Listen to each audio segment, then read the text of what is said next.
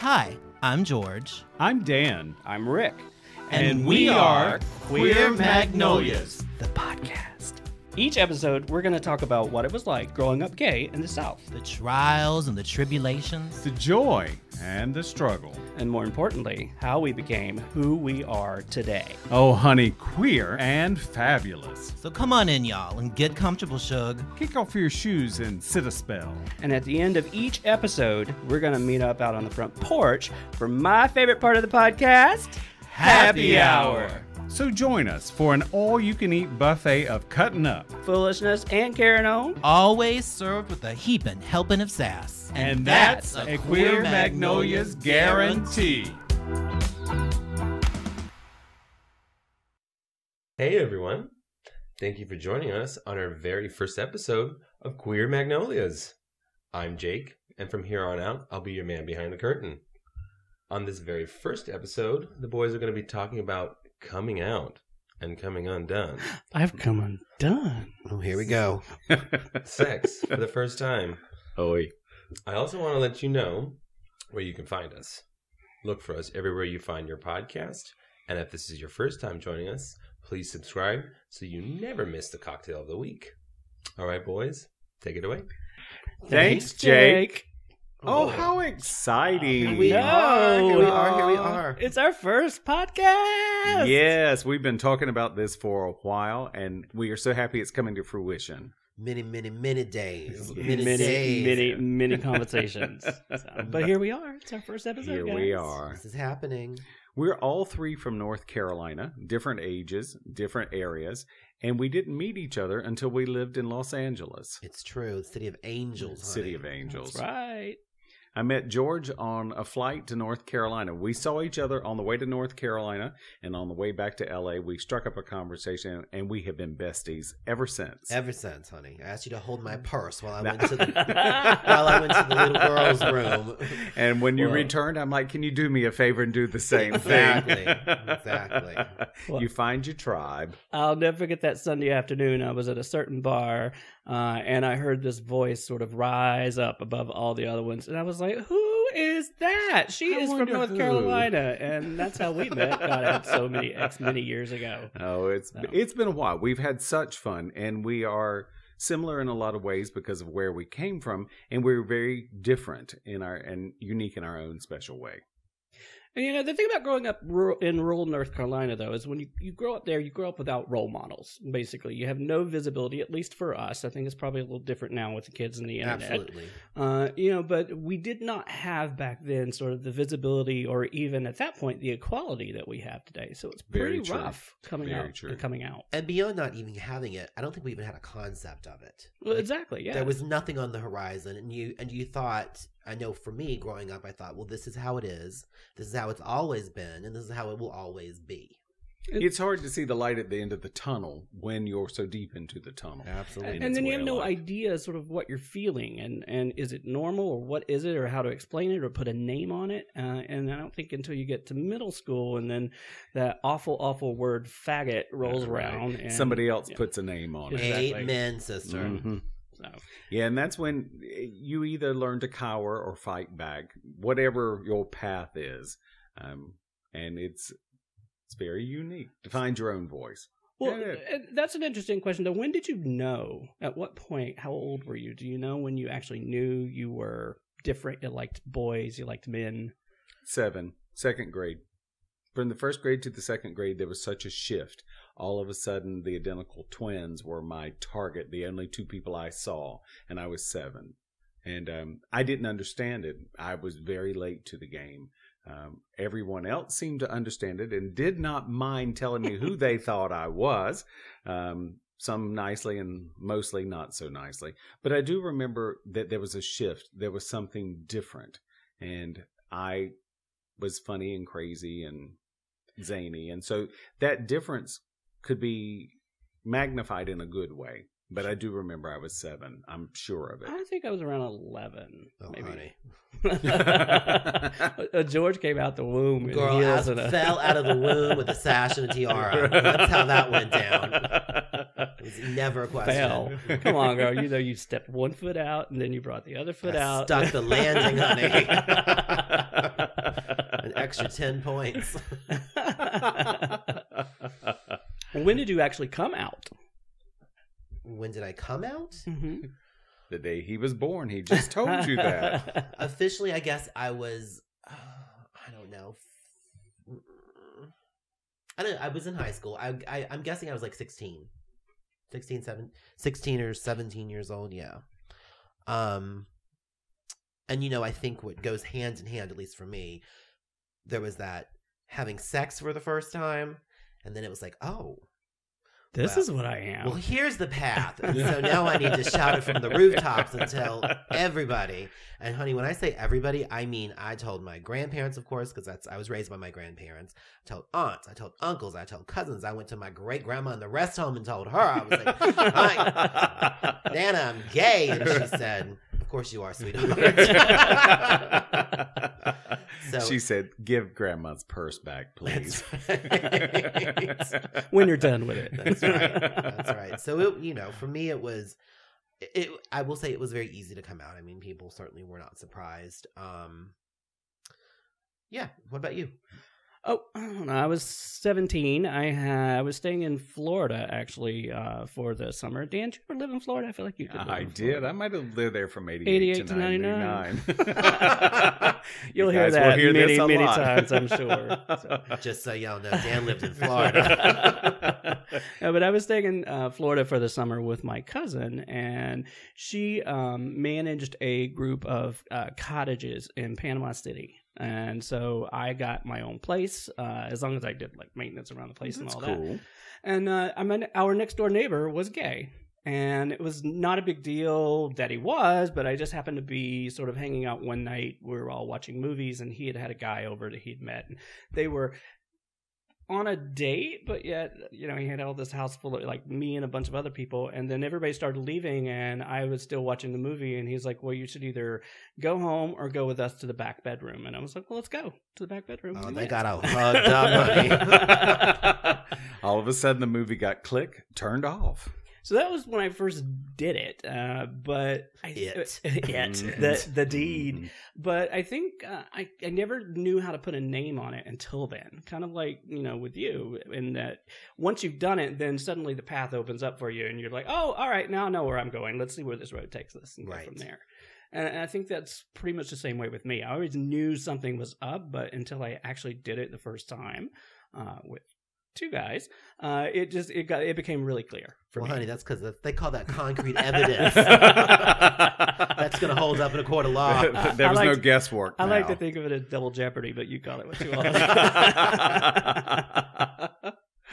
Oh my goodness. Well, Dan. Well, so for me, there was a lot of curiosity. Two of my best friends in high school, the two of them and I, we used to go cruising on Saturday in Greenville, North Carolina. Were these the twins from 7 years old? No, Okay. unfortunately not. Well, define cruising, though, because we'll get to that. So the naive one over here wearing the rose-colored glasses, who everything sort of passed by me. I was with two people that I thought were equally as naive. Little did I know that they were actually hooking up with the people we were cruising. I was just flirting because I was that stupid, sadly. But one of them dated a guy that he met on one of our Saturday cruising days, and he dated him for a couple of years. And the other one, he sort of in and out of the closet forever. And then I didn't act on any of that. And then when I was in college, my roommate and I went out with my best friend and his boyfriend, and they were dating. And during dinner, my best friend indicated to me that he was really into my roommate, and his boyfriend really indicated he was into me. So as my mother would say, we sort of chose up partners and went to bed. Oh, so and y'all got hugged up too. We got hugged up too. And I dated the boyfriend, not mine, actually somebody else's, I guess. I dated Carl's boyfriend for a while. And then... Did Carl know this? He did, because he was with my roommate and everybody else, bless him. And of course, I wanted to be him, but that took a little while to get to that point in life. But after a couple of months of dating, I went back in the closet for a year. It just wasn't time. But when I came out at 20, I put a little dynamite under the door, and so it was out There was no door left. There was no door left. Roll the stone away, honey. But, so it's one of those things, though, for me, coming out, the actual coming out to other people rolled in stages. And it wasn't until I was in my early 30s that I actually came out to my parents. And I was very sure of myself when I had the conversation with them separately. And they were very loving and kind and supportive. They were not members of PFLAG, but they loved me greatly and told me how much they loved me and how proud they were of me. I was very, very fortunate because that is not the coming out story so many people have to tell. No, absolutely not. And even mine, my coming out story, I actually came out to my mom not long after the threesome, shall we say. But when I came out to her, her reaction to me was so strong and adverse. It wasn't like, "Oh, you're a sinner, get out of my house." But she grabbed her heart. And Lord. Esther, I'm coming. As every good Southern woman will do. Like, "Oh my God." And she grabs her heart, and her reaction scared me. And so I recanted, and I was like, "Oh, I'm writing a term paper on this. I just wanted to see your reaction, an honest reaction." And then did this whole backtrack thing, to which she happily bought into. And it wasn't until my father passed that we went back and had a conversation about it at that point. And I came out again, and she's like, "Well, I've known since the day you told me in the dining room. I have regretted my reaction to that ever since, but I was waiting for you to come back to me. I didn't want to go to you. I wanted you to come back to me when you were comfortable." And ever since then, I mean, we've been super, super, super close. Yay. So I have a thought about this whole thing with your mom. You know how she said she was waiting for you to come back to talk to her.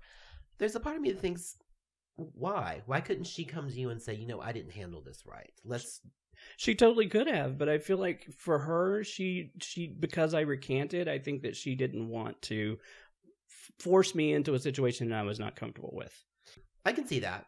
I mean, I can also see, though, playing the other side of that coin is she could put you in that place where you're like, well, I'm never going to be that honest with you again because of your reaction. True. It is very true. And I think she just made the best choice she could for herself at the time. And, but like I said, there's history that goes with this, I guess, that we have to sort of talk about, that I was saving for a future episode. But my father came out to her in the 70s. What? Wow. All right. What? Brakes. Stop the truck. Well, I did not know this until our conversation back in 2001. Uh-huh. But apparently he came out to her in the 70s, and it was not something that she was willing to accept at all from him. And she shut it down. And I feel like that when I did it, there was probably some kind of flashback, residual PTSD, something happening there, and so she didn't know how to process it or deal with it. And then all that time passed between when I came out until our conversation in 2001. I assume she's had many, many thoughts about how she would react again if the situation were to arise. There is something about the recanting, though. I think that it sets a parent up not to ask again. Something similar to that happened to me. My mom called me when I was in college, and she wanted to come and meet me for lunch one Sunday. My mom was the kind that you came to the queen. The queen did not get off the throne and come to you. So I already smelled a rat. I knew something was not cool because she wanted to come to me. Uh-huh. And she picked a later lunch time than usual. So we went to lunch, and she said, I've got something I need to discuss with you. And I'm like, okay. And she said, well, somebody called me. Now, if you really want to make me angry, that's the way to get me angry. Don't come at me with somebody called me. Use a name. Tell it. Because if we're going to fight fairly. But she wanted the upper hand, and she said, somebody called me, and they saw you coming out of a gay bar on Friday night. And I said, you know what? They probably did. And she, practically swallowed the fork. And I said, Mom, I have a lot of friends, gay and straight. Doesn't matter the color, doesn't matter their gender, whatever. I have a lot of friends, and I go where I want to go because I'm grown now. I'm paying for my college education. This is who I am. And it shut her down. So from 21 or 22 till when I came out to her in my early 30s, the conversation was never broached again. partially because I had shut her down, and she did not feel, she had already set me up. And when I shot her down, she did not feel like she could come back to me. So when I did come out to her, we got around to that conversation. And she said, yes, I remember that very well. And she said, I apologize because I came at you from the wrong direction. I didn't come at you from love. I came at you from anger because someone had called me and woke me up and tells me all this stuff. To which I said, and sadly, I love you back. But you chose their conversation over your child in that point. And it's important for you to understand that I realize you love me and support me, and I love you greatly. But in that moment, I did not feel like your child. I felt like your enemy. And that, I think, is what a lot of people who try to come out to friends and family experience. They come out to people. Rick has told me that he came out to a cousin of his that's never spoken to him again. I mean, it's just crazy. Most importantly, did you find out who called her? I am 90% sure who did, but no, never. She refused even then to tell me. And I think the thing is, there again, it keeps the person, in this instance, me, in the dark. It keeps me fighting a battle that I shouldn't have to fight. You brought me into this world. I am here because you and Daddy had some fun times. And so you have to be that person that not only meets me halfway, but probably meets me 75% of the way. That's your job. Well, what's interesting to that is, you know, if they saw you coming out of the gay bar, then they were coming out of the adult bookstore across the street. Well, and to which I did say, got left out. Well, I did say, it was edited for content. For effect, honey. For effect. I did say, well, what in the hell were they doing in the parking lot of a gay bar at 2 a.m.? To which she had no answer. We know what they were doing. Trying to pick up somebody. We just don't know who it was with. Right. They were afraid you saw them first. They were gonna get there first. Yes. George. Yes. I want to talk a little bit about your experiences. I assume we're talking about first time experiences. All the time experiences. So when I was in high school, I had a part-time job after school at the public library. And there was this older gentleman who would come in every evening and read like the New York newspapers. Mm-hmm. He was educated. He was an educated man. And we struck up conversations and, you know, when got to the point where he would look for me when he would come in the evening to talk to me or, you know, have you read this book? Have you seen this movie? That kind of thing. And he eventually asked me out. All right. And so we started seeing each other. It turns out he was 15 years older than I was at the time. I mean, a guiding hand. That doesn't change. He would still be 15 years older than me. So eventually, you know, we had a couple dates, and eventually you get to the point where it's like, well, you know, it's time for this to do the do, so to speak. Oh, so I'm sorry, you actually went on a date before you did it? I did. Oh my God, I wonder what that's like. I did. So demure. I did. There was dinner involved in everything. That always cost me with no gift at the end. Girl, you know it's going to be a nice night at Applebee's when he picks you up in his mama's Cadillac. Oh, hey, easing on down the street in that Cadillac. That's exactly. All right. You showed him your secret garden, so it's all good. It's all good. Less of a secret, more of a public park. Did you let him pluck your flower? Well, and you know, being the age I was, which of course was still in high school, we were not going to go to my house, and he living at home with his mama at the age as he was, we weren't going to go to his house, so we would go and park in the cemetery. Oh, romantic! Very romantical. Very dark. Right. Very secluded. So yes, my first time was in the backseat of a Cadillac, honey. Ooh, easy. I love it. I love it. Was it a pink Cadillac? It was not. It was champagne, honey. Oh, that was a high-class Cadillac right there. They probably belonged to the country club, didn't they? They were country club people, I bet they were. Yes, ma'am. Mm-hmm. Well, it's so nice of him to take an interest in the youth of the library. It was, and I'll tell you, that Cadillac smelled like Virginia Slims and White Rain, honey.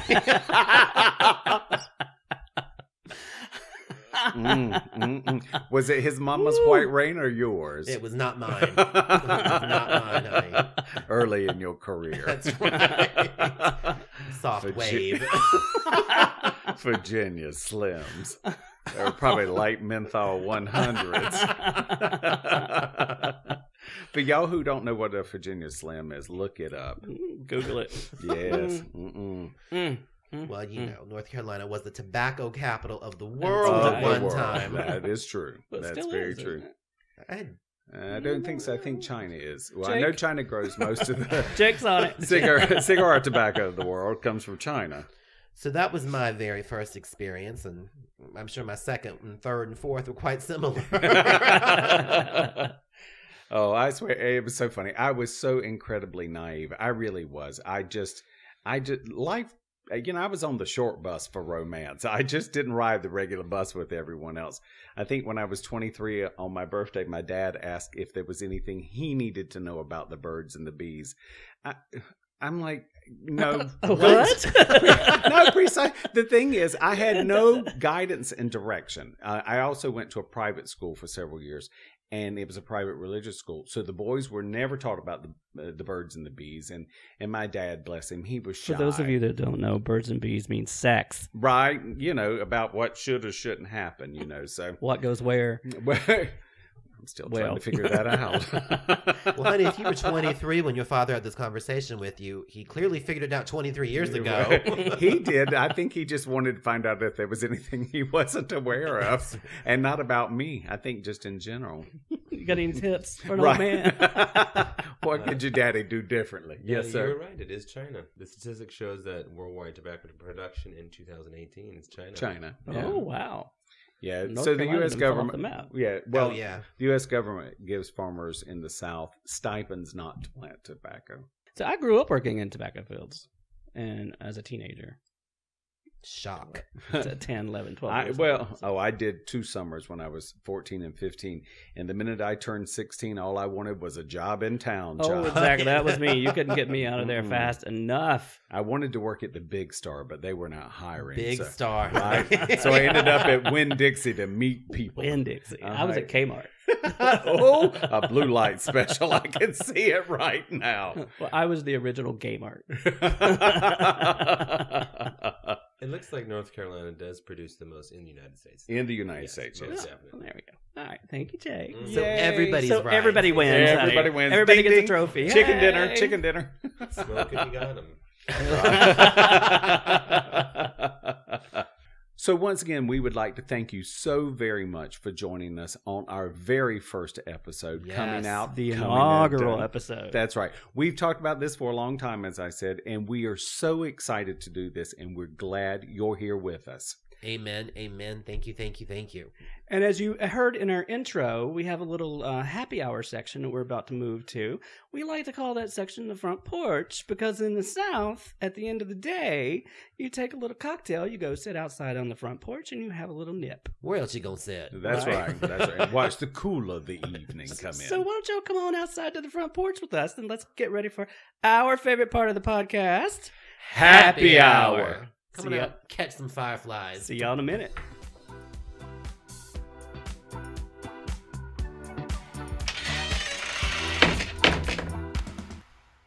Welcome on out to the front porch, y'all. Hey. Here we are. Favorite part of the evening. What? All right.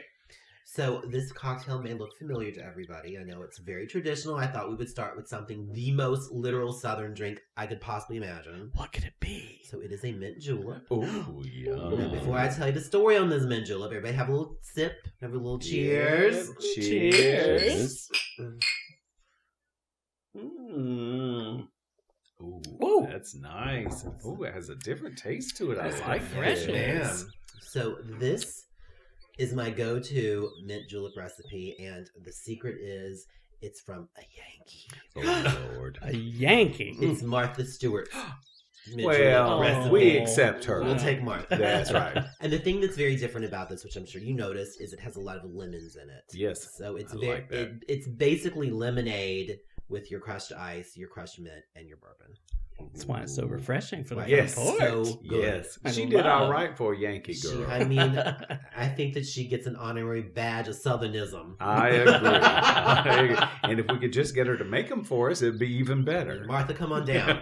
Sit a spell with Sit us. and spell. So Jake here is going to pick a topic for us to talk about on the Front Porch every week. Something random that nobody here knows anything about. So I love it. What you got that's in the it. box? Go, All right, go to your little let's honey see. pot there and tell us what you got, man. Come on, Jake. Pick a winner. Again. Here we go. Oh, why did you come to L.A.? Oh, I hell. like Oh. that. I'm on the run. But that was that promised porn career. Lasted all of 7 seconds after I walked through the door. I was like, oh, no, I ain't doing that. Van Nuys. Chatsworth. All right. I did not come for porn. I Well, did not come from porn. You just stayed for it. I did. Well, that's a different episode altogether. I came to work in the movies. I think that's why, I don't know about the rest of y'all, but I think a lot of people come to Hollywood or to LA to work in the movies. That is and the that's reason what I to came come to here. do. Yes. And Yeah. I've been fortunate enough to do that in my career. And That's cool. What year did you move here? Y'all start counting. Go Well, ahead. they had begun production on Gone with the Wind. And she thought, I want a part of that. Dress rehearsal. No, I arrived in LA in 1996, I think it was. Okay. Yeah. And I've been here ever since. That's interesting. I guess I've been here longer than you. I moved here in 95. Oh, look at you. Yes, I came. I had a friend. I was living in New Orleans, and I had a friend that I was roommates with for a while. He wanted to move here to get into the movie industry. He wanted to be a screenwriter, and clearly being from North Carolina and then living in New Orleans, we thought, well, that sounds easy. You just go there and you write a script, and suddenly you're a screenwriter. There you are. That's That's right. right. That's right. So my living situation at the time had expired, and from a semi-hovel to a new hovel.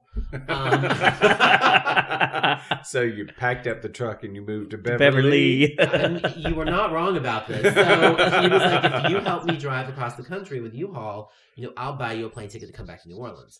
I was like, well, sure. I mean, I've got nothing going on, so why not? Precisely. So we get here and, get the truck across the country, and he says, so I have a confession to make. I actually don't have any money to buy you a plane ticket. So, Oh, well, alrighty then. so then I was stuck here in Los Angeles. Did he have to work off the plane ticket? No, honey. No, ma'am. But then, so I had to get a job, obviously, because, I've got to get a job now. I've got to get money to, live and to buy a plane ticket. And you get a job and you start making friends, and then suddenly you're dating somebody, and then all of a sudden your life is here. And I Right. just never left. Oh, that's cool. I moved here because I had a job in San Diego that had gone really, really wrong. The company I worked for was crooked, to say the least. And so I took an opportunity to move to Los Angeles, and I too would not have minded working in the industry. I was actually much more focused on television. I did write 1 or 2 screenplays, and like good people who moved to Los Angeles, I have lots of headshots, lots and lots of them. So I do like to be photographed anyway, so that's always a fun thing. Shocking. If you've ever seen her Facebook page, it's that- wall-to-wall selfie. I'm just going to let that lie there, Yeah, right. there on the table. I'm not going to touch it. Right. Well, after the wanted poster in the post office, I realized that I could take a much better picture if I orchestrated Not even it. my good side. Right. So, and I got here in 2000, so I was sort of late to the party once again. See how this keeps working out for me? So, But what I found is once you arrive here, it's hard to leave. I mean, there's so many things you could hate about LA, but there's so many things to love too. For me, I love the weather.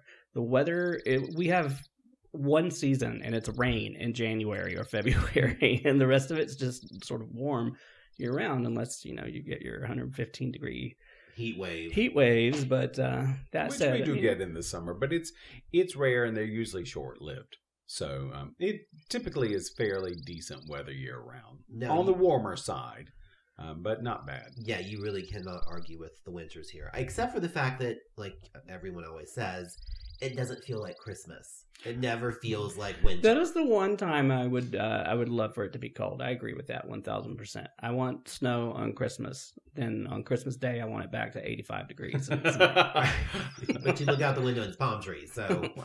That's when you just put that angel hair shit out on the front lawn. Fake snow. Fake snow. I will say there was one time I was up in Pacoima and I passed by this shopping center and it was July and it had to be 100 degrees that day. And as I passed by, the entire parking lot had snow everywhere because they were filming a Christmas episode that day. So I stopped and took pictures. You know, it's just like, it's so crazy because you pass things in Los Angeles like, oh, I guess they're shooting something because all of a sudden Los Angeles turns into some other place, like a snowy parking lot in Pacoima. That's right. They're out there pulling the leaves off the trees so it looks like it's wintertime. Right. And to see so many places here, if you drive around LA, that you're like, oh, there's the Golden Girls house. So I guess that's not in Miami. It's actually here. Or you see the Brady Bunch house. Or the Charmed house. Or the Charmed house, that's right. Even Diana Prince's house when she was in season 3 of Wonder Woman. Who in the hell is Diana Prince? Wonder Woman. Oh, okay, sorry. Get out of here. Get out of this room. What's wrong with you? You're about to get slaughtered, honey. You need to run. Right. Well, y'all, as my great Aunt Lucy is so very famously known for saying, my ice cubes are dry. Well, girl, we can't have that. Too. No. So we should mosey back in off this porch into the house and make another drink. Let's mosey back in. I'm up for that. Thank you guys so much for joining us on the Front Porch, and we look forward to seeing you out here again soon. And Absolutely. thank you for joining us on our first episode. On our first one. Come back for number 2. See y'all later. See you soon. Bye, y'all. Bye. If you're thinking about coming out, or if you recently came out to your family or friends and need additional help or information, check out websites like hrc.org, itgetsbetter.org, or thetrevorproject.org. There are people out there in this world that you can talk to and reach out to so you don't ever have to feel alone in this world. Queer Magnolias is a weekly podcast hosted by Rick Clifton, Danny White, and George Skinner, and produced by yours truly, Jagan McGinnis. You can find us everywhere you find your podcasts, so please take a few minutes to leave a rating or review. We definitely look forward to hearing from you. If this is your first time joining us, please subscribe to receive the next episode automatically. Thank you for following us on Twitter at Queer Magnolias and on Instagram at Queer Magnolias Podcast, or email us at queermagnoliaspodcast@gmail.com.